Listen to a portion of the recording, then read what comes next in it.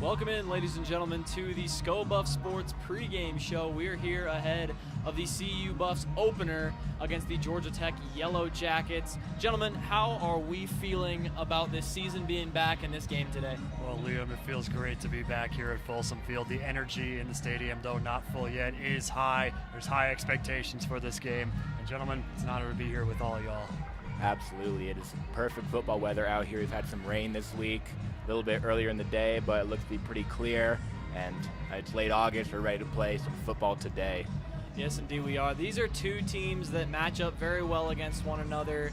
And we have seen history between these teams, but not actually played out on the field. This is their first meeting, but back in 1990, they were co-national champions. And today they will be playing underneath that 1990 national championship banner that the Buffs hold high here in at Folsom Field.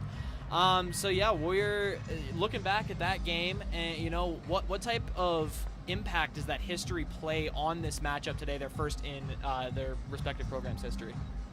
Well, you know, you have obviously these two teams, the co-champions in 1990, the Buffaloes winning the AP poll and Georgia Tech getting the coaches poll by 1 point. They were unable to play each other in the Orange Bowl. Colorado instead went on to lose to Notre Dame in that 1990 Orange Bowl. And so we're finally getting that matchup between these two teams. Maybe unofficial 1990 champions, whoever wins here tonight. Yep, we'll see what happens here. I know Coach Prime coming in here. I mean, he knows the history of this team. And I mean, to have Georgia Tech come in here just winning by 1 point in the polls, I mean, that's gonna be definitely a big shoe to fill here. I mean, obviously we hosted that 1990 national champions, but Georgia Tech looks up at that and goes, wait a second. So we'll see. There's not a whole lot of bitterness, as very few staff remaining, if any, were on the 1990 staff, but bitterness still remains yet nonetheless. At the very least, you know, through the diehard fans of Georgia Tech and CU, the people who, you know, have followed these teams for all this time and were watching during those days, that certainly brings some bad blood, at least for them, and that makes this a very important game. Certainly the most important of the non-conference schedule for CU. You know, and looking back to that team, you know, you think of guys like Dion Figures leading that squad. That was an incredible team. But now, do you really think that, like, even though this is so far in the future, we are, you know, those teams are so long gone now, do we declare the winner of today's matchup as the unofficial 1990 national champions? You know, 35 years later, I mean, I would play fun with that, especially, you know, Coach Prime, he wants the publicity here with this CU football team, his third season going into here. So, I mean, honestly, this matchup here, depending on how it goes today, I'd like to crown that just as the unofficial national champion, just so we have some fun to poke at, because it was an interesting season 35 years ago. Yeah, for sure. I think it adds a little fun to this matchup here. These two programs having never played each other before. You know, we can finally have that decision where, like, never before these teams played each other. So there's like, finally 35 years later, we're getting that. Of course, totally new look teams and, you know, everything. But I think that it definitely adds a fun little storyline to this game, that if nothing else, we get a little unofficial 1990 championship. Yeah, well, you mentioned, you know, the rain that came down a little bit earlier. We do, of course, have the new turf here at Folsom Field, which that could play an effect on if that comes back. It's been a weird weather day, but let's go to Colby Wyatt, who's going to have a little bit more information on that. Hello, I am Colby Wyatt here with the weather for this week's CU football game. Now, starting off at kickoff, it's going to be about 70 degrees. There is a 25% chance of rain. And then we're going to move into about halfway through the game, halftime. It's going to go down a little bit to about 67 degrees. And at the end, it's going to drop all the way down to 61 degrees. Throughout the whole game, it's going to be pretty cloudy. There's also going to be, like I said, a chance of rain throughout the whole game, especially at the beginning and especially at the end. So if you're attending the game, keep all that in mind. And one more thing before you go. What did one raindrop say to the other raindrop? Two's company, three's a cloud. That's all I have for you. My name is Colby Wyatt. All right, thank you very much, Colby. Now shifting focus back to the play on the field, the new face of the Colorado Buffaloes, Caden Salter, going to be taking over for this team. He was named the starter earlier this week, and now he takes the game for he takes the field for his first game as a Buff. What are your expectations for him in his first game? I think it was to be expected that he was going to get this job here over true freshman Julian Lewis. But really, I'm really excited for what he can bring to the table on the new look offense, particularly with his legs. I think that unlike Shedeur Sanders, we finally have that dual threat quarterback. And Salter, he knows how to scramble. He knows how to make something out of nothing. Whereas Shedeur, he would try to scramble, but really his only weapon was his arm. And so to finally have those legs of Kaidon Salter, Pat Shurmur can finally drop some plays. We can get some read options going, and really unlock that part of the offense that hasn't been there for this Coach Prime team. Yeah, Salter, the red shirt senior coming in here from Liberty, obviously. He's got, in my opinion, a much higher IQ than Shedeur did. I mean, Shedeur, he was great with those passing plays, just getting the ball down the field. But stepping up into the pocket was something that he always struggled with, like Paxton, like you said, his legs. So what I want to see from Kaidon today, starting out, is more running the ball. I mean, he's proven while he was at Liberty that he was not afraid to do that. So just running the ball straight up the middle and having those high IQ plays there. This is something that Kaidon is going to definitely outweigh Shedeur on, in my opinion. Yeah, and obviously he doesn't have that same arm that Shedeur did, but I mean, yeah, Kaidon is an incredible scorer. This is a dude who's tied for #1 in the country in total touchdowns responsible for, with Cade Klubnik out of Clemson, and that dude's a phenomenal quarterback. Kaidon, that's a good class to be in right there, and Kaidon, of course, the 1,000-yard rusher at Liberty in 2023, led them to a New Year's Six bowl game, and that's quite the moniker he built up there. Had a bit of a down season after that, but now with better weapons around him, hopefully in a better scheme, he thinks that he can have a better season. And what are your guys' expectations for his season as a whole? As a whole, I think we want to. I want to see him start as many games as possible, especially while you're here at home.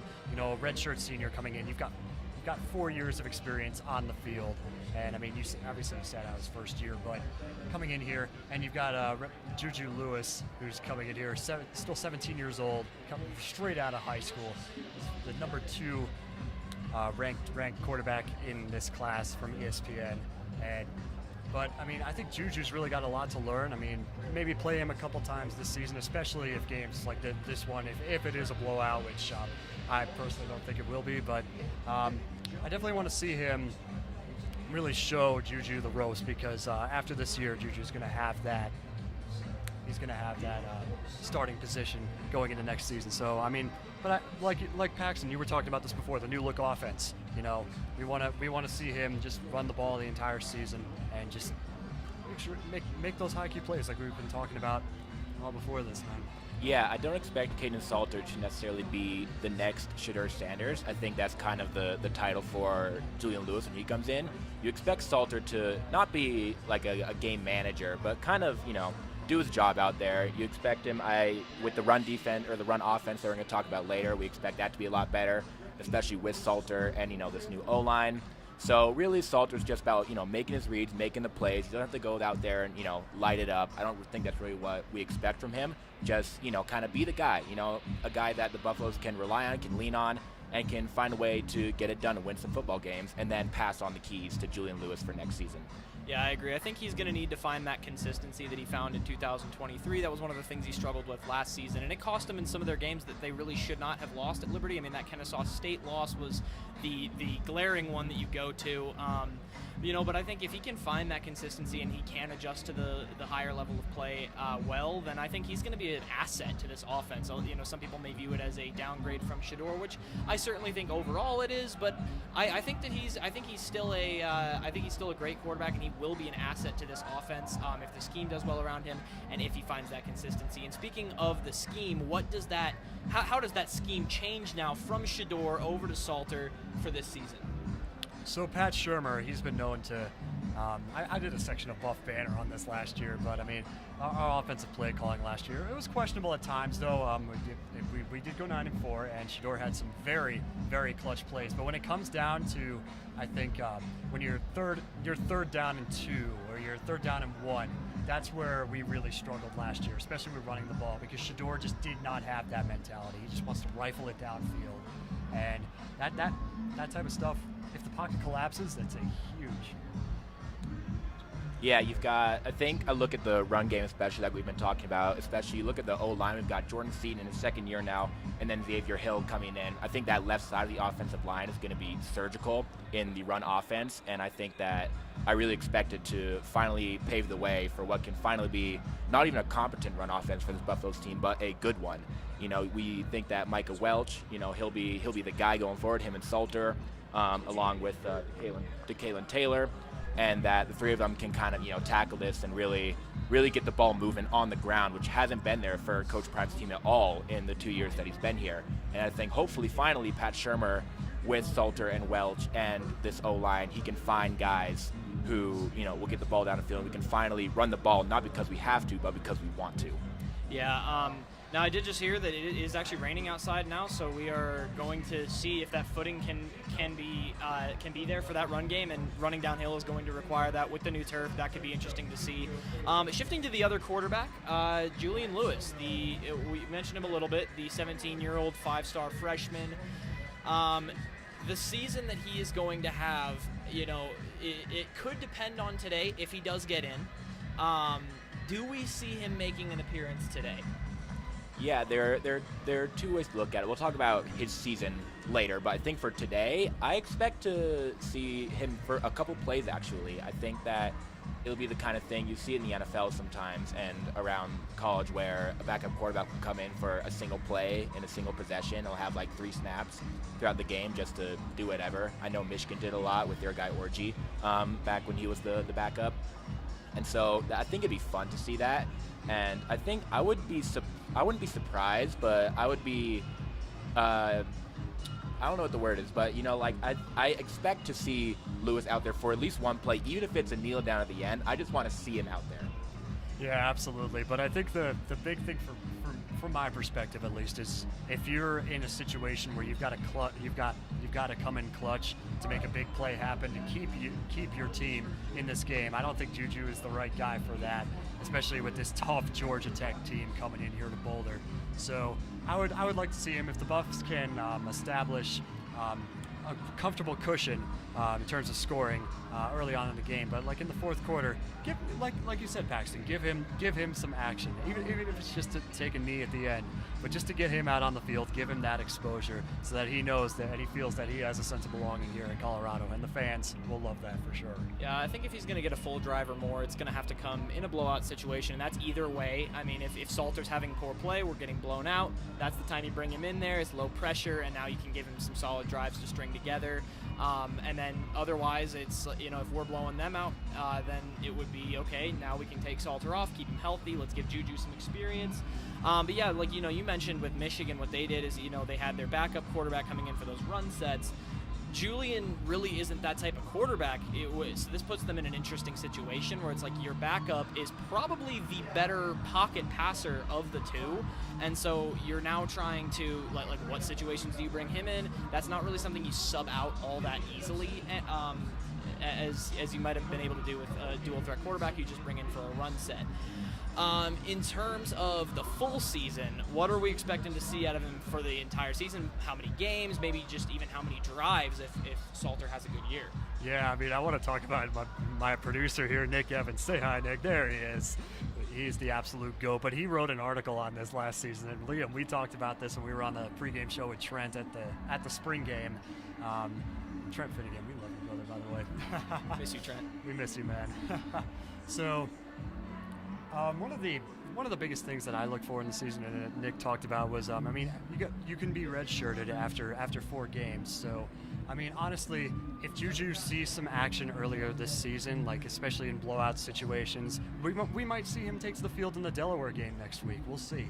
But I mean, I align very closely with Nick's perspective on this. You know, I mean, redshirt him after 4 games just to, especially if Caden's doing a good job. But the problem is when you do redshirt, I mean, and Salter does get injured by chance, I mean, you're kind of left in a pit here. So, I mean, first 4 games, I'm hoping that we'll see some action from him just to get him some reps. But Paxton, what's your take on this? Yeah, it's a weird spot for him because this year being kind of a transition year. In a perfect world, Julian Lewis would never start a game, right? Because Caden Salter would be the guy all season long, and this would be a team that's winning games, and there would be no need for Julian Lewis. But at the same time, when you want to move forward with this program, with this true freshman Julian Lewis, you have to think, well, at some point you have to let him see the field, and you have to have him kind of find his footing out there on the field in front of all these people. So it's an interesting dynamic that we got going on here, and I think it all comes down to just how well Salter's playing. And if Salter is out there, like he's lining it up, he's winning ball games, then I really don't think we might see Lewis at all. We just say this is Salter's team today, it'll be Lewis's team tomorrow, and we go from there. Now, shifting focus to who is going to be helping them move this offense this season in a very different look, we got to talk about this run game. Of course, Dallin Hayden out for this game with that injury. So the two guys listed as the top running backs for this game are going to be Michael Welch and DeKalen Taylor.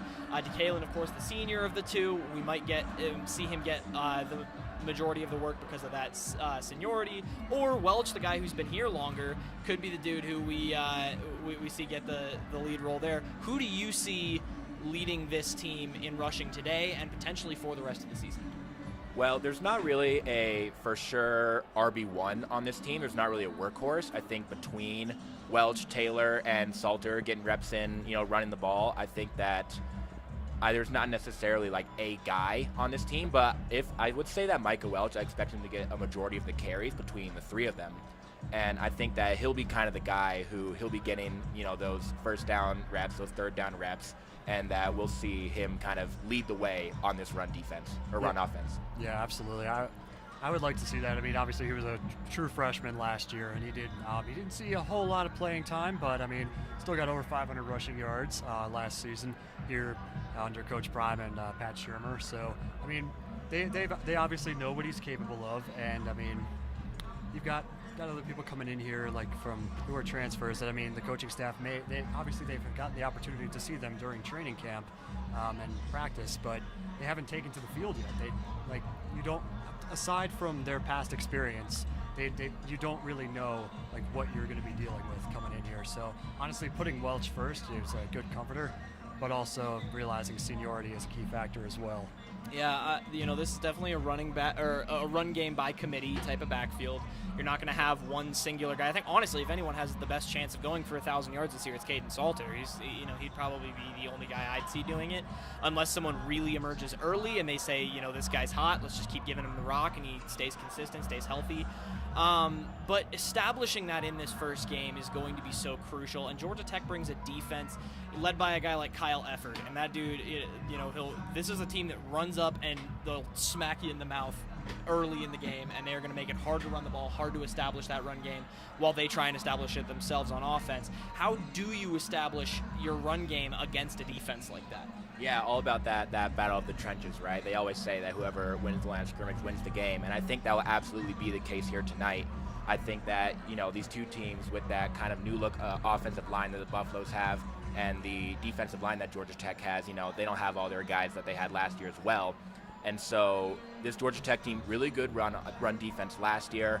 The Buffaloes finally maybe finding a way into that way where they can finally win a game at the line of scrimmage, which I don't think they did maybe a single time last year. So I think that it's definitely a question of what are we going to see here early in this game, and does the Colorado offensive line have that chemistry together? Can they find ways to make holes and get Welch and Taylor and Salter through and get some big chunk plays on the ground? Yeah, it's going to be a huge struggle here coming into this run. Obviously, I mean, yeah, Salter, like we said, he's going to be the one that goes for over 1,000 rushing yards. But I want to see Welch get that as well. And I mean, Colorado's offense, I mean, in the spring game we kind of saw it wasn't the greatest, but it's definitely a massive improvement, especially on their run game. So that's what I would look to. I'd like to see, especially Welch, get more running game time coming through here. It's not without its challenges, though. Yeah, that challenge does come by way of some of the guys that Georgia Tech has on offense as well, making up that ground. Let's look at two of their feature players when scouting this team. Haynes King, their star quarterback, Jamal Haynes, their running back, that dude's a powerhouse out of the backfield. What do you guys think they are going to contribute to this game, and how crucial is their role? Yeah, the Haynes backfield absolutely surgical back there. Both of them ranking number 9 in the ESPN preseason rankings, both at number 9 at quarterback and number 9 at running back.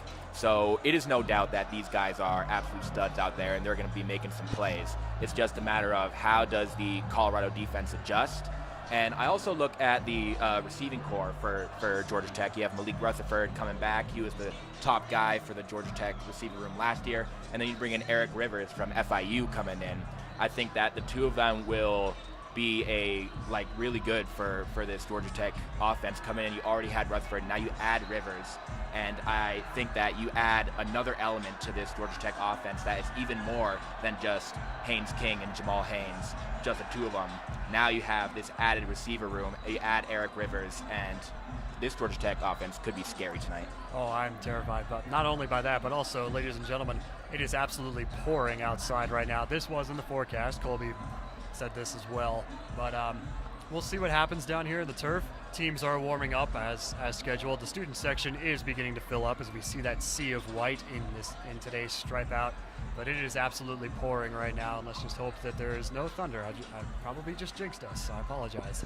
But going back to the Georgia Tech offense, I mean, at Paxton, I don't think I can really top what you said there. I mean, they're terrifying for sure, and I mean, though Colorado, we've got some stars of our own, especially our run game has drastically improved. Our wide receivers, the few that are returning, are also very explosive as well. But I mean, you look at Haynes King, star QB for G-Tech. I mean, his stats are some of the most terrifying ones that I've ever seen, especially in 2023 season was one of his strongest. That was his first year before after he transferred from Texas A&M. Obviously, this is last year, but I mean, it's all up to Colorado's. It's all up to our defense at this point. And if you watch the spring game, they looked scary. Yeah, and quickly, just to look at their outlook for the whole season, do we see Georgia Tech as an ACC championship contender? Yes or no? I mean, honestly, looking at their season that they had last year, they played they had a relatively tough schedule, but starting off with that upset against then number 14 Florida State in Dublin, Ireland, that was like the start of their. I wouldn't call it a legendary run, but it was incredibly strong and clean old-fashioned hate against Georgia.